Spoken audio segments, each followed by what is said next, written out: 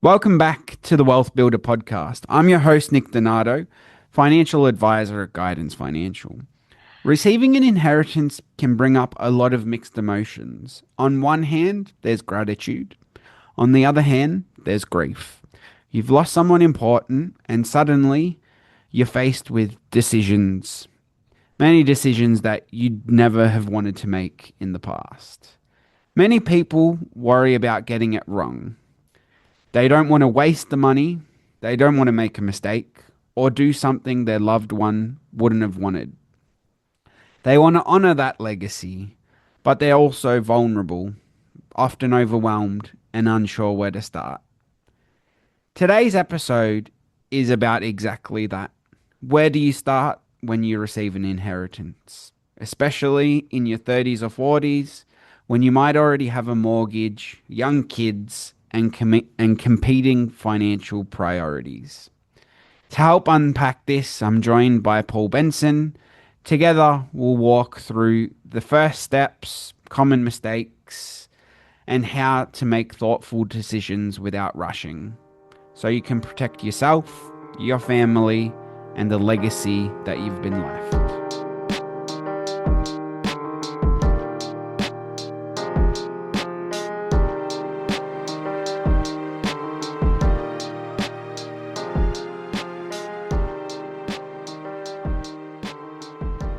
Thanks for joining me again today on a bit of a maybe somber episode around inheritance, but thanks for coming in. Hey, thanks, Nick. Yeah, good fun. And gee, I'm on back-to-back episodes of Wealth Builder. Yeah, first time ever. That's good. It makes me feel important. Thank you. No worries, no worries. So when it again, inheritance is very emotional time. Lots of different things to consider. So the first thing I'd say is once that happens, to just hit pause. Don't rush into any decisions. You know, feel your emotions and your grief, and don't jump into anything that you can't undo down the track if you do make the wrong decision because you're not in the right headspace. Yeah, I think we talk about compounding and how important it is, but for just sitting on things for 3 months, 6 months, however long you need to just let the dust settle a bit, in the whole scheme of things, there's not a big financial cost to that. So yeah, totally agree. That's the definite uh, first thing to do after an inheritance is just don't feel like it all has to be done tomorrow, right? Just chill out and give yourself a bit of opportunity to breathe. Yeah, definitely. And, when you've got that clear headspace, then you can start thinking about your objectives and what you want to do with whatever you've been left, weighing up how you honor their legacy and what you should do to, get a step forward for yourself and your family potentially. Um, but rushing into things and making decisions that might be irreversible and, you know, cause a bit of detriment, is not the way, is not the place to start. Absolutely, absolutely. All right, we've paused. What do we do next, Nick? Then we've got to, assess what we're receiving. So after, the will's been taken care of, the executors done their job, probate's potentially been granted, and we're set to receive this inheritance. We've got to see what it is. It could be property, could be shares, could be cash, could be a super payout.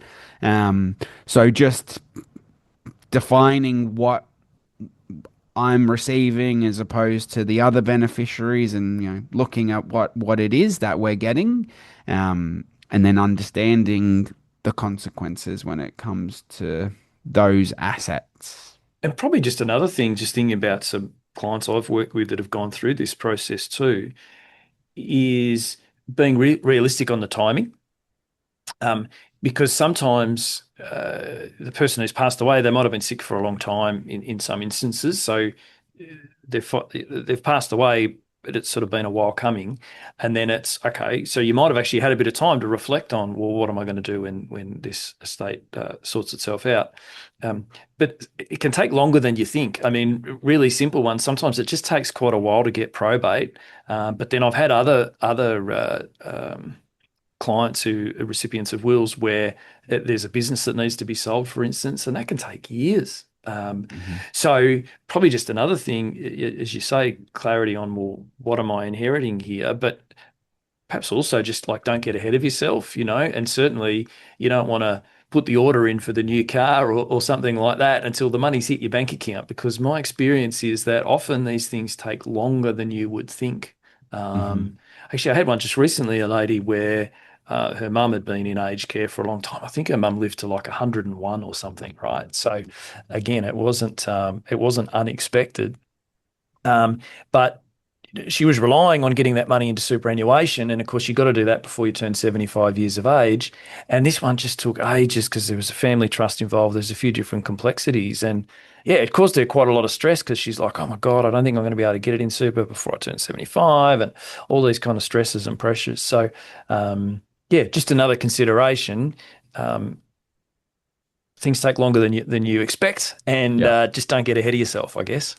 Yeah, and on the family trust or business property as well is one that can take a while. And, if you're receiving half the property or all the property or whatever that is, you've got that decision of whether you keep it or whether you sell it, which would then dictate some sort of time frame. And if we do go down the path of selling it, obviously there's the real estate agent that gets involved and, settlement periods and whatnot. But from a higher point of view, there's potential capital gains tax consequences involved as well. If the person bought it pre 1985, there might not be too many of those around these days, but capital gains tax free. Then there's also another 2-year rule around, the person's primary residence if the deceased lived in it throughout their life or for a period of time. So there's lots of different consequences to consider other than timing. Um, that we've got to potentially have an allocation for some tax in there, depending upon what Mm. eventuates. Yeah, and I mean, if you're the beneficiary, it's sorted out for you, but it could be that there's some tax applicable to a super payout as well. Um, Mhm. so again, I guess well, that at the very least circles back to, don't sort of mentally spend it until it's in your bank account, right? Because it might be a little bit different to what you expect. Yeah. Yeah.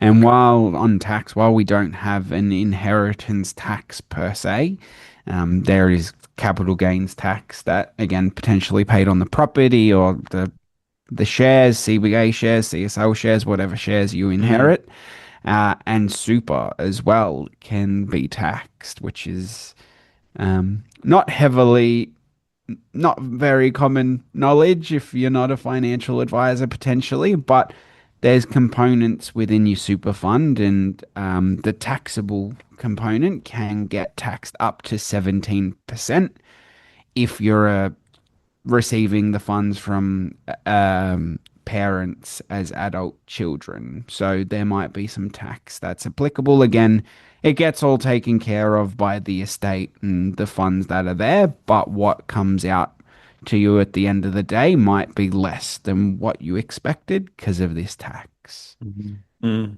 Yeah, no, great points. So Nick, okay, so people have, let's say it's all been processed. They've got their inheritance now, right? So what should they be doing? Yep. My question is, what are your goals? Harping on goals again, but yeah, depends. What are your goals? What do you want to achieve? Would be my first question to someone, and my first thing that I would say about someone when considering an inheritance or a sum of money that they've come into. Yeah, and I think just to build on that too, a couple of things I would, if you have a partner, include your partner, um, because, well, just so many of the goals are going to impact the other person in your life, if that's the situation that you're in, and if you're kind of making all these plans and, oh, here, I'm going to retire here and I'm going to do travel, or I'm going to blah, blah, blah, move to the beach or something. If your partner's not on board, then that's not going to fly. So even though the inheritance is something that's come to you as an individual rather than perhaps the two of you as a couple, but nevertheless, the goals need to entail a conversation across the two of you. The other thing would be just to think about prioritization too, because like it might be, for instance, a common one, people get an inheritance, right? Well, I'm going to pay off the mortgage, right? That's if you've got a mortgage, that's a pretty common first step, right? But then they might have, well, I want to put some money aside to help the kids get into the property market later on, say. That'd come up a fair bit.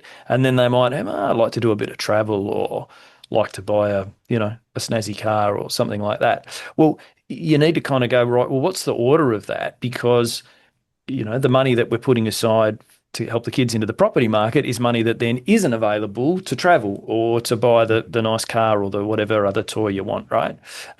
So figure out the goals, do it with your partner if that's the situation that you're in, but then also spend a bit of time just, well, hang on, if we can't do all of these goals and we had to pick and choose, which ones would we choose? For people who have got the financial autonomy book that I wrote, there's a prioritization exercise in there, so you might you might be able to check that out if you want. But prioritization's also very important here, because often you've got an inheritance, and so that might enable you to do things that previously weren't on the cards, and so sometimes there can be a temptation to kind of really let the imagination run wild, which is great fun, and I'm all for it. But at some point, you've got to kind of go, well, okay, that would be awesome, but actually, what's the most important thing to me? And just sort of make sure that you at least get those things ticked off. So, yeah, that would be some thoughts. But I mean, beyond goals, Nick, what other things do you think people should be thinking about? Yeah, on prioritization, before we move on, it's also a fine line. The person that's no longer here may have had a wish for that money to say, I'm giving you this inheritance. You need to go take that trip that we've always dreamed of you taking and go to Europe and spend 50K. Who knows what it is? So it's prioritizing, adding that into the prioritization list, so to speak. Do you honor their legacy and do what they've told you to do, or do part of what they've told you to do, or do you pay off the mortgage completely because it's a financial strain on you? So again, pausing and giving yourself to process the emotions is one way that'll help you be clearer on the priorities and the goals, but that's also a big one that people need to consider or do consider when it comes to these types of scenarios. Absolutely. Yeah, I love it. What else you got? Yeah, outside of that, I guess that the common ones we see are, building up an emergency fund, making sure they've got, a bit of some financial security behind them. They've come into this large sum of money or large inheritance, so building up an emergency fund to cover off things that might happen. We look at credit cards and personal loans. If someone's got themselves into a bit of a bad debt situation, that's definitely something as a financial advisor I'd say that should be prioritized, but depending on your scenario. But if the credit card's copping you 26% interest rate, it might be wise to reduce that or get rid of that. Are there some cards that are that high these days, are they? I haven't looked recently. Oh, that might have been a bit of an exaggeration there. Well, in any event, they're high, right? So, yeah, 100% I'm on board. If you got stuff like that floating around, you want that at the top of the priority list. Or maybe 12% might be more realistic. I wouldn't, yeah. I haven't looked for a while, but 20s, I wouldn't surprise me. 26 sounds extreme, but who knows? Interest rates are going up, Nick. Maybe by the time people are listening to this, they may well be 26%. Hopefully not. Hopefully not. Yeah. And then it's again around the goals. What do we want to do? Do we have some big expenses coming up? Is there a house upgrade, to move into a bigger house? Are we inheriting a house and going to sell our current one and move into that? Is there some renovations we need to do, holidays, buy the fancy car? What is it that we want to do? And, we help clients with that, projecting things out to see if it's affordable, if we can do it on our current asset base, our current salary, or those types of things. So we can help provide a bit of peace of mind that, yes, we can go on the holiday and it's not going to financially affect us too much. Or, yeah, we can upgrade the house and our mortgage repayments will increase slightly, or those types of things.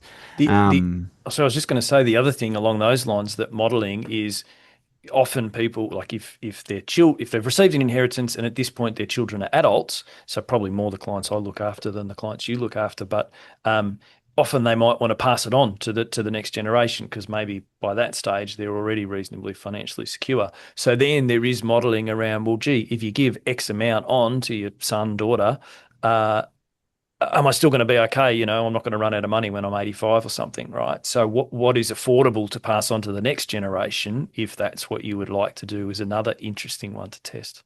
100%. And then how do you structure that? If it's a gift or a loan Yeah. or Then it many gets into other the whole ways to bank of do mum and it. dad stuff, which is a whole nother episode, right? But Yeah. yeah, you're right. There's all those considerations too. Yeah. And then, yeah, around, do we gift the money to the kids? Do we save it for them? Do we pay off the mortgage? Do we pay off our investment loan? Do we invest? So again, there's lots of different opportunities that do arise. Again, coming from a sad space where there's grief and whatnot, but there's lots of different opportunities that you can look at and consider. But it all comes down to what we're prioritizing and what we're trying to achieve today, tomorrow, in 20 years' time. Yeah. What do you think, Nick, are the biggest mistakes that people make when they receive an inheritance? Yep. So we've at the top we said pause. So ultimately rushing into the decisions. So rushing into buying the car that maybe you can't afford once the tax has been paid and whatnot, and rushing into making those decisions is a big one. And then it comes down to again the consideration for tax and time frame of when you'll get it. Underestimating that and overcommitting yourself to something that might take a little longer to eventuate. And a big one as well, which you wouldn't really think about, I feel, is not updating your own estate planning needs. Mm, So if you do receive a large inheritance or any inheritance, and then it could affect your future and then what you want to leave behind to your children, your nieces, nephews, or whoever's left over when you're not here. So making sure you update that estate plan as easy as, potentially the person that passed was your executor or was your beneficiary. So they're no longer here to do that job or receive those funds. So, you want to make sure that your funds go to the person or the people or the company or the charity that you want them to go to. So yeah, updating that. that's a good bit of housekeeping, a good point. I, I guess I would, I don't know if it's a mistake so much, but um, it's, inheritance sometimes can be an opportunity for a bit of a reflection yourself, a bit of a recognition that we don't live forever, and the sort of and look, I've talked about this a lot in the past in financial autonomy podcasts, but the traditional life plan of work, work, work, head down, nose to the grindstone, and then somewhere in your 60s lift your head up and okay, I'm ready to travel or to do whatever is Mm. actually not really an optimal life plan because who knows what's going to happen with your health and your relationship and all sorts of bits and pieces. Um, Sometimes I find an inheritance is a good opportunity for people to just think about, gee, what is important in life, and none of us live forever, and dying with a massive balance sheet is not winning. And so, happiness is important. And I think I had a client in just earlier this week, actually, who she's got a share portfolio that she inherited from her mother. And we've made a few changes, but it's largely undisturbed. But she draws the dividends out of that. And recently they've been they're sort of moving down to the coast, so they've been fitting out a new house, new furniture, that sort of stuff. And so she's been putting the dividends towards pieces for the new home. And she was just saying she's has very much reflected on the fact that her mum would be so happy to know that this is how the money's being used, and the joy it's bringing for the whole family and that sort of stuff. So yeah, I think inheritance in some ways, you want to do sensible things, absolutely, but it is also nice to do things that just make you happy. And there's someone else I know who her father died, and I think she did pay off the mortgage, the first thing she did, but the second thing she did is bought herself a Porsche because she'd always wanted it. And, she joined the club and she does all sorts of activities and social events and all sorts of things. And, it makes her really happy. And she's really comfortable that her dad would have been totally wrapped with her doing that. I think maybe even they might have discussed it before he passed. But in any event, yeah, so inheritance, it's not all about dry, drab, I don't know, boring, sensible stuff, right? It's a good opportunity to just think a little bit more about what makes you happy and what makes life worth living. And we don't live forever, and maybe this inheritance is an enabler for you to do some things that perhaps weren't available previous. Yeah, 100%. That goes into honoring their legacy, buying that Porsche as you chatted about on their last few days, or going on that trip again to Europe or whatever. So yeah, that's definitely a powerful conversation there. Yeah, absolutely. All right, Nick. Well, was there anything else you wanted to cover in this week's episode on inheritances? Uh, that's a wrap on today's episode. Obviously, if you do receive an inheritance or one is coming and you need some assistance, you can always reach out to us. And once you've had some time to process everything and contemplate everything, we can help. See if your goals are achievable, and help you put yourself on the right track after such a big life event has occurred. But yeah, thanks for joining me today, Paul, to chat through all of that. Always good fun, Nick. Always good fun. And yeah, look, this is obviously an important topic. It's one that we're dealing with clients a lot. So it's certainly a highly relevant in terms of a podcast episode. And yeah, hopefully the people listening got some good information, good ideas out of it. And thanks everyone for listening along as well. If you liked today's episode, feel free to drop us a message or share it with someone you know who might find our conversation valuable. Yeah, any questions, feel free to jump onto the guidance website and reach out. But I look forward to bringing you the next episode in a fortnight's time. Until then, have a great day. Bye, everybody.